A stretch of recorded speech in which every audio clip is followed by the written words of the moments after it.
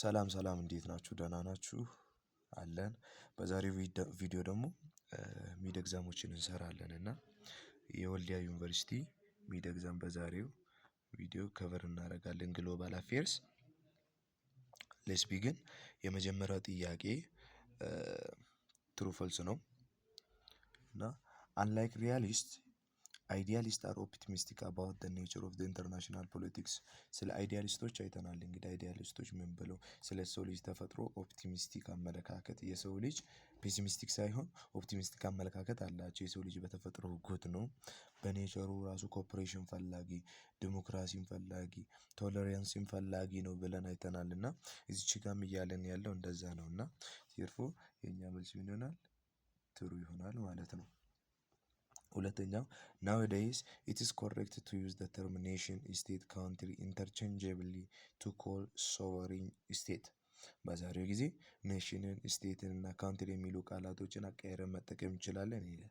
ይህ ስትሪክትሊ ፎልስ ነው። ምክንያቱም ኔሽን ስቴት ካንትሪ የምንላቸው ነገሮች እጅግ በጣም የሚለያዩ ናቸው። ለምሳሌ ኔሽን የራሳቸው ባህል፣ ወግ፣ ቋንቋ፣ ልማድ ያላቸው ማህበረሰቦች የሆነ ቦታ ላይ ሰብሰብ ብሎ ሲኖሩ ነው። ሌላው ደግሞ ስቴት እንደ ኔሽን ሁሉ ሆኖ ነገር ግን ቴሪቶሪ እና የሚገዛው መንግስት ያለው ነው። ኔሽንስ መንግስት ላይኖረው ይችላል። ስቴት ግን መስት ሃቭ ዋት ገቨርንመንት ማለት ነው። ሊድ የሚያደርገው ገቨርንመንት ያስፈልገዋል። ካውንትሪ ደግሞ ከነዚህ በጣም ይለያል። ምክንያቱም ካርታ ላይ የሚገለጸው ወይም ደግሞ በሆነ ማፕ ላይ አይተን ልናውቀው ልናረጋግጠው የምንችለው ድንበሯ ያቺ ድንበር ለምሳሌ የኢትዮጵያ ድንበር ያቺ ካውንትሪ ነው የምትባለው እና እሱ ብዙም ከህዝብ ጋር የሚገናኝ ጉዳይ አይደለም። ሰው ኢንተርቼንጅብሊ መጠቀም አንችልም። ስለዚህ መልሳችን ፎልስ ነው የሚሆነው ማለት ነው። ሶስተኛው the modern international relation is highly characterized by state to state relations። ይሄ ምንም ጥያቄ የሚያስፈልገው ጉዳይ አይደለም። በአዲሱ በዘመናዊ ኢንተርናሽናል ሪሌሽን ዓለም በዚህ ጊዜ ስቴት ከስቴት ጋር በደንብ እየተቆራኘች አብራ እየሰራች ሪሌት እያደረገች ያለችበት ጊዜ ነው። ሰው ጥሩ ነው የሚሆነው ሶስተኛው። አራተኛው in the 21st century it is possible for state to escape international interaction። በዚህ በ21ኛው ክፍለ ዘመን እንግዲህ ስቴት ያለ ኢንተርናሽናል ሪሌሽን ልትኖር ትችላለች ነው የሚለን። በዚህኛው በ21ኛው ክፍለ ዘመን ያለ ኢንተርናሽናል ሪሌሽን አንዲት ሀገር ሰርቫይቭ አድርጎ መቆየቷ እጅግ በጣም ጥያቄ ውስጥ የሚያስገባ ነገር ነው። ሶ አንዲት ስቴት ያለ ኢንተርናሽናል ሪሌሽን ሰርቫይቭ ልታደርግ አትችልም። ሶ መልሳችን ፎልስ ነው የሚሆነው ማለት ነው። አምስተኛው ዌስትፋሊያ ትሪቲ ኢዝ ዋን ኦፍ ዘ ተርኒንግ ፖይንት ፎር ዘ ፕሮግረስ ኦፍ ኢንተርናሽናል ሪሌሽን። እንግዲህ ስለ ዌስትፋሊያ ትሪቲ ነግሬያችኋለሁ እና እጅግ ፈተና ላይ ከማይቀሩ ኮንሰፕቶች ውስጥ አንዱ ነው እና ዌስትፋሊያን ትሪቲ እንግዲህ እናውቃለን እንግዲህ ጀርመን ላይ ከ1618 እስከ 1648 ድረስ the 13 years የሚባለው ዋርስ ማለት ነው እና ጦርነት እጅግ በጣም አስከፊ the bloodiest war የሚባለው በካቶሊክ እና በፕሮቴስታንት ቸርች እምነት ተከታዮች የነበረው ጦርነት ማለት ነው እና እሱ ጦርነት በምንድነው የቆመው? በዌስትፋሊያን ትሪቲ ዌስትፋሊያ ላይ በነበረው ስምምነት ነው ማለት ነው። ሶ እዛች ጋር ኢንተርናሽናል ሪሌሽን የሚለው ኮንሰፕት ራሱ የተጀመረው። ሶ አምስተኛው መልስ ትሩ ይሆናል ማለት ነው። ሌላው ማቺንግ ፓርት ነው። ማቺንግ ፓርት እስቲ እንስራ። ማቺንግ ፓርት አንደኛው ጥያቄ አይዲያሊዝም ይላል። አይዲያሊዝም ምንድነው? አይዲያሊዝም ወይም ደግሞ ላይበራሊዝም የሰው ልጅን ምን ብሎ የሚያስብ ኢኔትሊ ጉድ ብሎ የሚያስብ ስለ ሰው ልጅ ኦፕቲሚስቲክ ምን ያለው አመለካከት ያለው የሰው ልጅ በተፈጥሮ ጉድ ብሎ የሚያስብ ነው እና ምርጫችን ላይ ሲ ላይ አለ። ዴርፎር ሲ ይሆናል አይዲያሊዝም። ሪያሊዝም ደግሞ የሰው ልጅ በተፈጥሮ ሴልፊሽ ነው እና ሁል ጊዜ ምንድነው የራሱን ፓወር ከፍ ለማድረግ ጦርነት የሚፈልግ ነው ብሎ የሚያስብ ነው እና ሰላም ታዲያ በአንዳንድ ጊዜያቶች ሰላም ይኖራል። ለምንድነው ታዲያ የሰው ልጅ ጦርነት ፈላጊ ሆነ? ያ ሰላም ከየት ሊመጣ ቻለ ሲባል ያ ሰላም የሚመጣው ሀገራቶች ራሳቸውን ለቀጣዩ ጦርነት የሚያዘጋጁበት ጊዜ ስለሆነ ነው እንጂ ጦርነት ሳይፈልጉ ቀርቶ አይደለም ሰላም ያለው ብሎ የሚያስብ ቲዮሪ ነው። እና እሱ ደግሞ ዲ ላይ ያለው ሂውማን ቢንግስ አር ሰልፊሽ ኢን ኔቸር ዲ ነው የሚሆነው ማለት ነው። ኮንስትራክቲቪዝም ደግሞ ምንድን ነው የሚለው የአመለካከቱ ውጤት ነው። ኢንተርናሽናል ሪሌሽን ብሎ የሚያስበው ለምሳሌ አናርኪን ምን ብሎ ያስባል መሰላችሁ? እና ሀገራቶች እርስ በርስ ወዳጅ እንደ ወዳጅነት የሚተሳሰቡ ከሆነ ቢሊፍ ማለት ነው እና የሚተሳሰቡ ከሆነ የሚያስቡ ከሆነ አሜሪካ ከቻይና ጋር ወዳጅ ነኝ ብላ የምታስብ ከሆነ አናርኪ ምንም ችግር የለውም ብሎ የሚያስቡ ናቸው።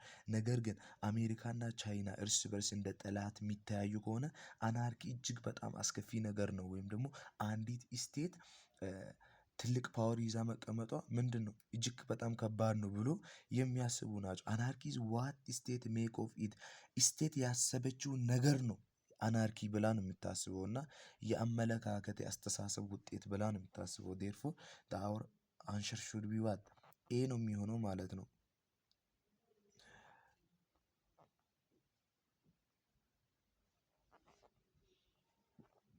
ሌላው ፖስት ኮሎኒያሊዝም ነው። ከፖስት ኮሎኒያሊዝም the aim to undo the legacy of European imperialism ይህ ምንም ጥያቄ የለውም። ይህ ማለት ነው ከፖስት ኮሎኒያሊዝም በኋላ ያለውን ጊዜ ነው እየገለጸልን ያለው እና አስረኛው ማርክሲዝም ነው። ማርክሲዝም ምንድን ነው የሚለው ኢንተርናሽናል ሪሌሽን እንዴት ያህል ክላስ ዲተርማይን ኢንተርናሽናል ሪሌሽንስ ብዬ ነግሬያቸዋለሁ ባለፈው እና ክላስ ነው የሚገልጸው እና ድሃው ክላስ የተጨቆነው ክላስ እያለ የሚያወራ በእርግጥ ከመጨቆን ጋር የሚያዘው ወይም ደግሞ ይሄ ማርጂናላይዝድ ከሆኑ ግሩፕ ጋር የሚያያዘው ምን ብለን ባለፈው ያወራነው ክሪቲካል ቲዮሪ ነው ብለናል። ግን ማርክሲዝም ቲዮሪ ከክላስ ጋር ያገናኘዋል እና ሎወር ክላስ ሃየር ክላስ እየተባለ የሚከፋፈለው ማለት ነው። ሶ ቢ ነው የሚሆነው ይሄ ማለት ነው። ክላስ ዲተርማይን ኢንተርናሽናል ሪሌሽንስ የሚለው ቢ ነው የሚሆነው። ሌላው ቾይስ ጥያቄ ነው። ምርጫ ጥያቄ እንሰራለን። እሺ ምርጫ ጥያቄ ስንሰራ 11ኛ ጥያቄ according to realism which one of the following is the main way of state relation for mutual benefit እና A state develop interdependence experience in win-win approach states should give priority for collective interest C actor of international relation should experience good way of communication states should develop the habit of balancing their power ከፓወር ጋር እናገናኝም መቼም ቢሆን ማንን ከፓወር ጋር ነው የሚገናኘው። ስቴት ሹድ ዴቨሎፕ ዘ ሃቢት ኦፍ ባላንሲንግ ዘ ፓወር የሚለው የሪያሊስቲክ ነው እና አይዲያሊስቶች ከሙቹዋል እነዚህ ምን ከምንላቸው ኮሌክቲቭ ኢንተረስት ከምንላቸው ጋር ኢንተርዲፔንደንስ አብሮ ከመስራት ጋር ወይም ከመቀናጀት ጋር የሚያስቡ ናቸው እና ሪያሊስቶች ደግሞ ስቴት ሹድ ዴቨሎፕ ዘ ሃቢት ኦፍ ባላንሲንግ ዴር ፓወር እና ፓወራቸውን ባላንስ ከማድረግ ፓወርን ከማስጠበቅ ጋር የተገናኘ ነው ማለት ነው። ሌላው ሁለተኛው ጥያቄ which theory is advocating the issue of southern region comprising Africa, Asia and Latin America ምን የሆነው ሳውዘርን ሪጅን ማርጂናላይዝድ የሆነው ግሩፕ ማለት ነው እና ማርጂናላይዝድ የሆነው ግሩፕ ከምን ክሪቲካል ቲዮሪ ነው አይደል ያልነው ባለፈው። ሶ ቢ ነው የሚሆነው ማለት ነው መልሳችን። ሌላኛው 13ኛው ጥያቄ which level of analysis tries to look at the behaviors and the motivation of individual in order to understand the cause and the consequence of particular phenomenon in the international system so ባለፈው እንዳለው ኢንዲቪጁዋል ሌቨል አናላይሲስ ላይ የአንድ ሰው ግለሰብ ሞቲቬሽኑ፣ ባህሪው፣ አመለካከቱ፣ እምነቱ፣ ኤክስፔክቴሽኑ ምን ይመስላል የሚለውን ነገር አይተን ኢንተርናሽናል ሪሌሽንስ ላይ ምን አይነት ተጽዕኖ የሚያሳድረው ያ ግለሰብ የሚለውን ነገር ስናይ ኢንዲቪጁዋል ሌቨል አናላይሲስ እንለዋለን ብላ ሲስቴም ሌቨል እንደሆነ ሲስቴሙን ነው የምናየው። ለምሳሌ በኮልድ ዋር ጊዜ ራሽያ እና አሜሪካ አሰ ሲስቴም አሰ ግሎባል ኢሹ ነበረ። እነሱ ላይ አናላይሲስ እነሱ ሁለት ላይ በእነዚህ ባይፖላሮች ላይ አናላይሲስ በምናደርግበት ጊዜ ሲስቴም ሌቨል እንለዋለን። ስቴት ሌቨል እያንዳንዱ ሀገር እየነጣጠልን ኢንተርናሽናል ሪሌሽን ላይ ምን አይነት ተጽዕኖ አላቸው የሚለውን ስናጠና ነው።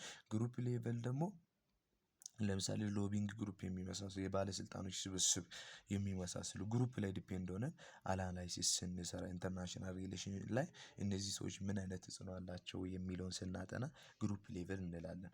ነገር ግን ቢሄቨር ኤንድ ሞቲቬሽን ኦፍ ኢንዲቪጁዋል ሲሆን ማን ነው ኢንዲቪጁዋል ሌቨል አናላይሲስ ብለን እንጠራዋለን ማለት ነው። 14ኛው አን ኢንተርናሽናል ሲስተም ዛት ኢዝ ቢንግ ካራክተራይዝድ ባይ ዘ ፕሬዘንስ ኦፍ ቱ ዶሚናንት ስቴት ኢዝ። ይህ ቀለል ያለ ጥያቄ ነው። ቱ ዶሚናንት ሲሆን ዩኒፖላር ጊዜ ዩኒፖላር ሲስቴም ላይ አንዲት ስቴት ለምሳሌ አሜሪካ ከራሽያ በኋላ፣ ትራፖላር የምንለው ደግሞ መልቲፖላር ውስጥ የሚካተት ሲሆን ሶስት ስቴቶች ዶሚኔት ሲያደርጉ፣ ባይፖላር ሁለት ስቴቶች፣ መልቲፖላር ደግሞ ብዙ ስቴቶች ከሁለት እና ከዚያ በላይ የሆኑ ማለት ነው። እና ባይፖላር ነው የሚሆነው መልሳችን። ሌላው 15ኛው ዊች ኢንተርናሽናል ሪሌሽን ቴዎሪስት ካን ቢ ቴክን አስ ዩቶፒያን።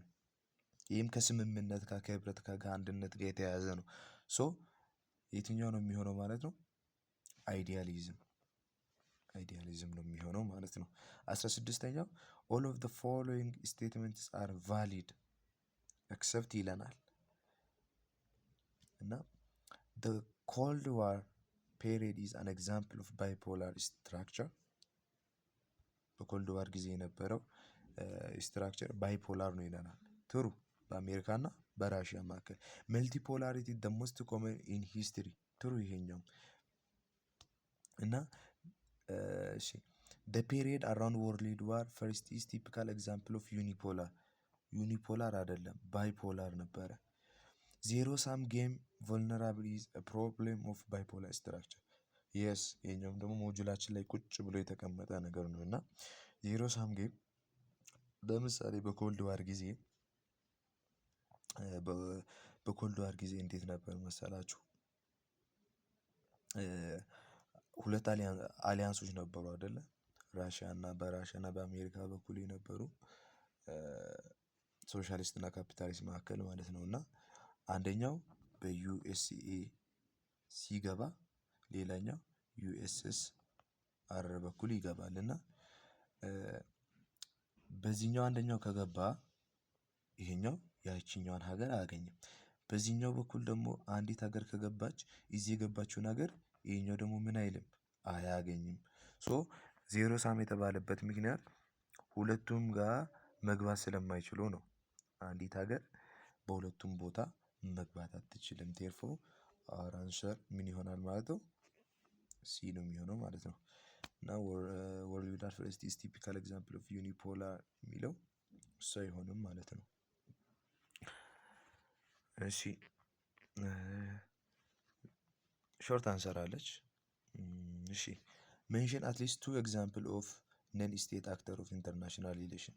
ስለ አክተርሶች ሲናይ ሁለት አክተሮችን አይተናል። ስቴት አክተር የሚባሉ እና ነን ስቴት አክተር የሚባሉ።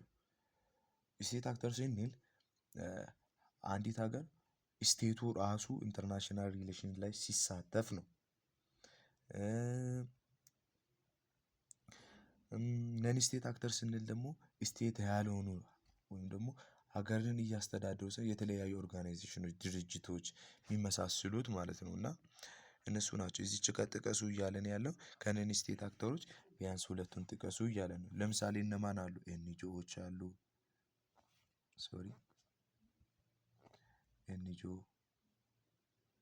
ኤንጂኦስ አለ። መልቲናሽናል ኮርፖሬሽንሶች አሉ። መልቲኔሽናል ኮርፖሬሽንስ የምንላቸው አሉ። አምነስቲ ኢንተርናሽናል የምንላቸው አሉ።